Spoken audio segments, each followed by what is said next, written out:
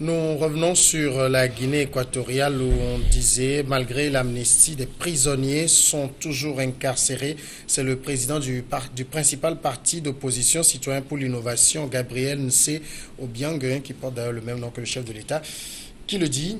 Alors, on était en train de faire le débat, Abel Clouset, sur la loi d'amnistie, justement. Oui, je disais tantôt que c'est vrai que parfois, on confond, je ne dis pas que c'est le cas de l'aîné, on confond l'amnistie ou une loi d'amnistie et la grâce présidentielle, mais en réalité, il y a au-delà de tout, je donnerai juste trois différences. D'abord, quand vous prenez la grâce,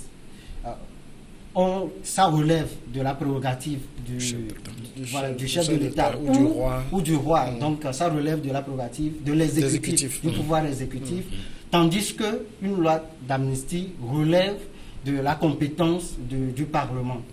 Et de l'autre côté, quand vous prenez les effets, quand on gracie une personne, l'infraction, d'abord pour gracier même une personne, il va falloir que cette personne soit totalement condamné, c'est-à-dire soit condamné en dernier ressort.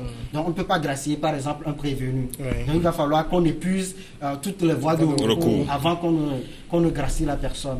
Alors que l'amnistie peut intervenir... Et que la personne soit demanderesse. Non, pas forcément. Pas forcément. Donc, une personne tierce, un ami, ou même, l'auteur de... L'initiative peut venir même du président lui-même. Peut gracier quelqu'un. Oui, bien sûr. Ça dépend de la qualité de l'homme. Dans l'histoire. Et même le gracier, entre griffes, peut même refuser la grâce parce qu'il estime qu'il n'a pas été coupable, que c'est à tort qu'il a été condamné. Et cela renvoie aux effets, quand vous graciez, ça ne veut pas, l'infraction demeure. Donc je donne un exemple, vous avez volé, et donc vous avez détourné les biens publics, donc on vous a gracié, ça demeure quand même que vous avez commis un crime financier. Et c'est inscrit sur votre casier judiciaire. Alors que si vous êtes amnistié ou si vous bénéficiez d'une loi d'amnistie, parce qu'on ne vote pas une loi d'amnistie pour une seule personne. Donc si vous profitez d'une loi d'amnistie, même sur votre casier judiciaire, il n'y a plus rien. Ça suppose que le fait n'a jamais eu lieu. Le fait n'a jamais eu lieu. Et donc c'est généralement... Dans ce cas, vous pouvez être condamné comme des prévenus. Ça, c'est pour les condamnés des prévenus. Est-ce que le seul vote de choses de parlementaire met en exécution une loi sans la promulgation? Non, ça va être promulgué. Non. Voilà, justement, c'est pourquoi nous disons que la promulgation relevant de la compétence du président en est une prérogative pour lui, parce que l'Assemblée, avant que cette détenue ou bien la situation ne bénéficie d'une amnistie, sûrement que ça a été introduit à l'Assemblée, et quand l'Assemblée a fini de voter les lois, il retourne les lois au chef de l'État pour être promulgué. Naturellement. Maintenant, c'est pourquoi je disais qu'on ne peut pas aujourd'hui dire que après la promulgation, l'Assemblée irait contre cette loi. Non. Vous avez bien renchéri en me disant que 99 de ces choses députés relèvent du camp de ce président.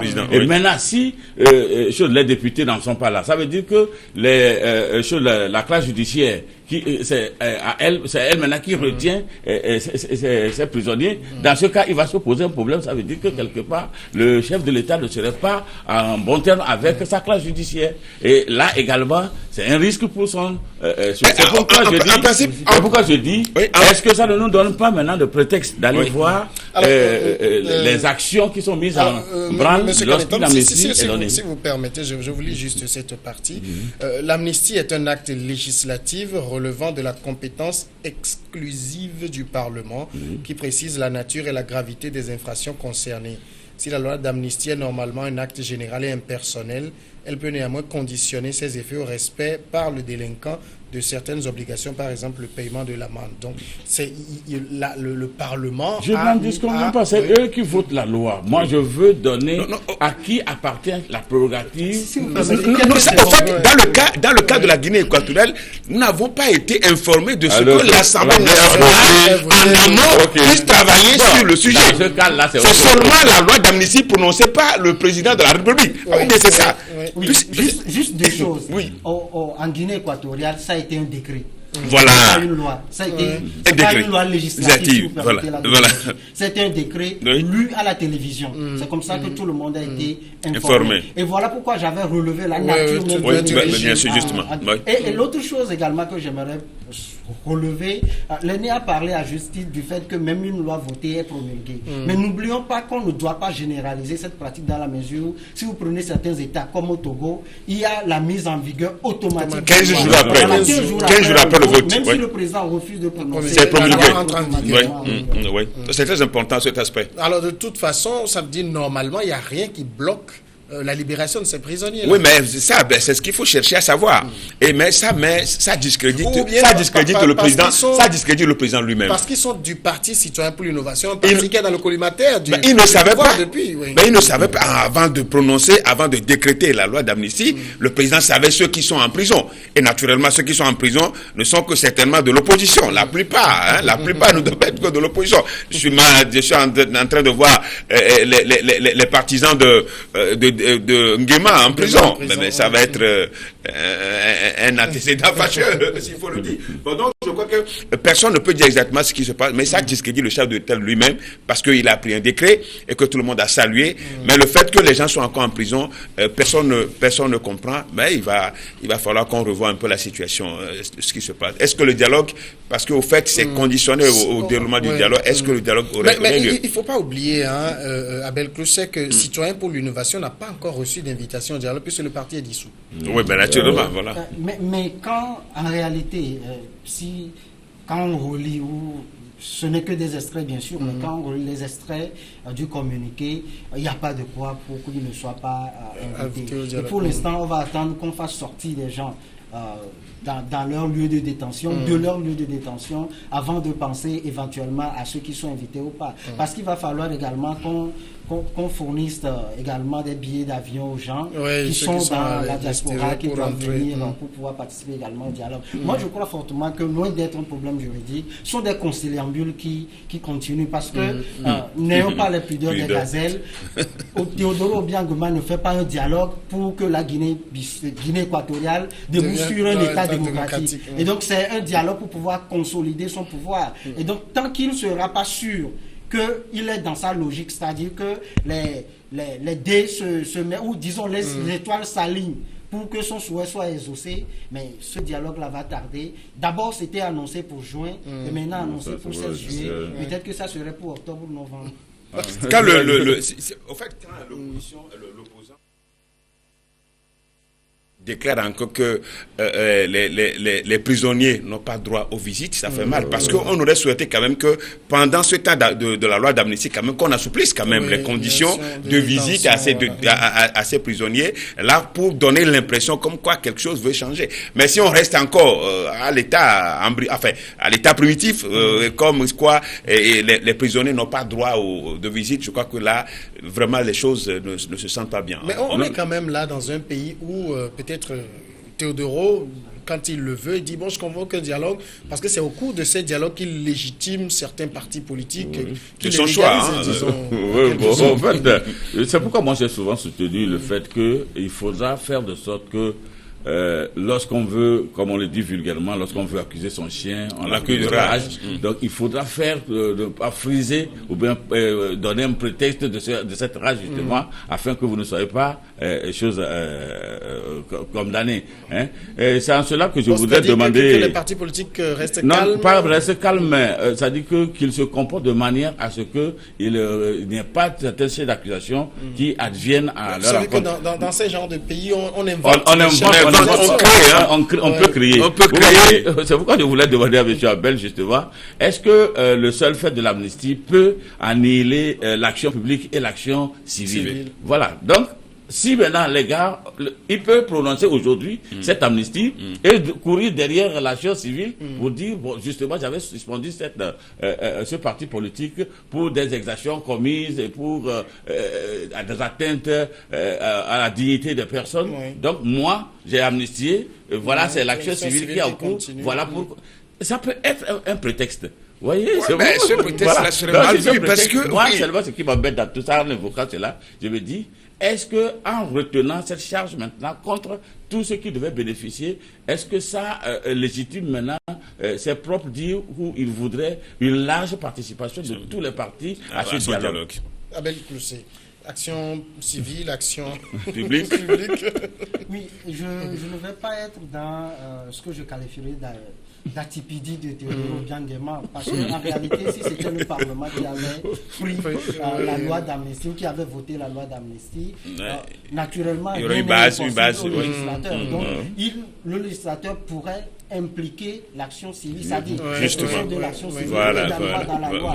Et là, on se posera la question du dédommagement, mais naturellement, l'État est là pour pouvoir dédommager ceux-là qui sont victimes. N'oublions pas non plus qu'une loi d'amnistie n'exclut pas le fait que le bénéficiaire ou les bénéficiaires soient contraints de payer une certaine amende. Sauf que dans ce cas précis, le décret n'en a pas fait cas. Et donc, dans le silence de la loi, on suppose qu'il n'y a pas d'obligation de payer d'amende. Donc, pour moi, ce sont des conciliabules qui font que, jusqu'à présent, les personnes ne sont pas libérées. Non, il fallait sortir tous ces aspects parce que nous sommes ici pour un peu... Non, naturellement, c'est très important. C'est très important. Il faut le passer au second sujet. La Côte d'Ivoire, le président ivoirien Alassane Ouattara a nommé mardi un nouveau gouvernement de combat avant la présidentielle de 2020, largement dominé par sa formation politique et ouvert aux personnalités favorables à son projet de grand parti unifié avant les élections municipales et régionales prévues en septembre, selon une source proche de la présidence, surtout 2 ans avant la présidentielle qui mobilise déjà toute la scène politique. Le Rassemblement des Républicains RDR cherche à élargir ses soutiens faute d'un accord avec son allié, le Parti démocratique de Côte d'Ivoire, PDCI. Alors, un gouvernement de 41 ministres, Kofi Kanetom, c'est souvent en Afrique qu'on voit des gouvernements aussi pléthoriques. Mais il faut dire que le PDCI est quelque peu marginalisé dans ce gouvernement. Marginalisé, oui, parce que d'abord, il faut comprendre pourquoi le gouvernement d'union, si j'allais le qualifier comme ça, est arrivé à sa fin et a demandé qu'on le dissolve et qu'on mette sur pied un autre gouvernement. Donc, c'est là où je dis que c'est une première fois que j'ai été bien chatoué par une lecture politique prévisionnelle, parce que bientôt, il va se passer les élections communales et puis régionales. Et je ne sais pas si aujourd'hui Alassane Ouattara serait dans le collimateur de vouloir briguer un 3e mandat. Dans ce cadre, il faudrait qu'il ait une majorité parlementaire, ce qui donne déjà l'idée d'un parti unifié qu'on a proposé justement à Henri Konan Bédié du PDCI qui n'a pas voulu être très favorable. Donc, ce qui suppose qu'il ne va pas accompagner le président actuel dans sa logique, alors qu'on prévoyait que le président Alassane Ouattara soit le président de ce parti unifié, ce qui le mettait en selle pour un 3e mandat, si jamais il avait encore la majorité. Et maintenant, il essaie de voir comment jouer le jeu. Il dissout le gouvernement et il crée un autre gouvernement. Et il a bien lu tous ceux qui sont très proches du président du PDCI, et il les prend, il les met dans son nouveau gouvernement pour fragiliser un peu ce PDCI et pouvoir utiliser ces gens-là pour désagréger ce parti et avoir aussi l'appui d'autres partis, même s'ils ne sont pas de grands partis, pour augmenter sa cote de popularité. Donc, quelque part, d'aucuns diraient qu'il est en train de ménager le PDCI en retenant certains des ministres relevant de ce PDCI dans ce nouveau gouvernement. Certains trouveraient que ce serait injuste et même vont clamer le fait que, puisque Konan Bédié voulait que la censure se retourne, entre-temps, ayant supporté par 2 candidatures, Alassane Ouattara, qu'Alassane Ouattara se mobilise autour de lui. Voilà la lecture de la chose que je fais. Abel, quand on regarde quand même dans le gouvernement, Alassane Ouattara a joué un jeu très fin. Il a gardé des partisans, des militants du PDCI qui sont favorables à un parti unifié. Une manière de couper un peu l'herbe sous les pieds de Bédié. Ce qui se passe en Côte d'Ivoire, c'est de la politique, mais c'est triste pour ce pays. Parce que c'est de la même manière qu'ils ont eu les 3 Henri Konan Bédié, Alassane Ouattara et le général Gueye ont fait pour qu'on débouche finalement sur ce qu'on avait eu avec Laurent Gbagbo et puis tout ça. Parce que comme le dit généralement une sagesse africaine, quand tu tombes, il ne faut pas voir forcément, il faut voir ce qui t'a amené à tomber. Il ne sert à rien de voir forcément là où tu es tombé. Parce que tu peux cogner quelque chose à quelques centimètres et aller tomber ailleurs. Et la Côte d'Ivoire a encore commencé ce genre de choses.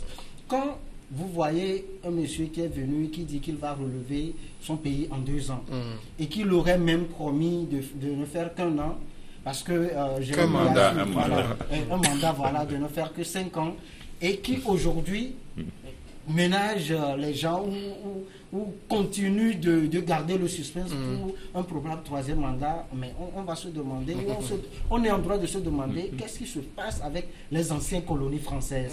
Et quand vous prenez ce nouveau gouvernement, vous l'avez dit tantôt, ça fait 36 ministres et 5 secrétaires d'État, le tout 41, dans un pays où on demande aux citoyens de serrer la ceinture, mais c'est quand même énorme le train de vie de l'État. Et comme vous voyez, c'est vrai, il s'est arrogé la part du lion, 25 portefeuilles. Voilà, 25 portefeuilles ministériels. On ne va pas l'appuyer. C'est pourquoi je disais, attention, c'est de la politique et les gens ont raison ou n'auront pas tort forcément d'exclure la morale de leur politique. Parce que quand vous allez en France, il y a eu une coalition qui a amené le président français au pouvoir. Il y a l'UDI du centre.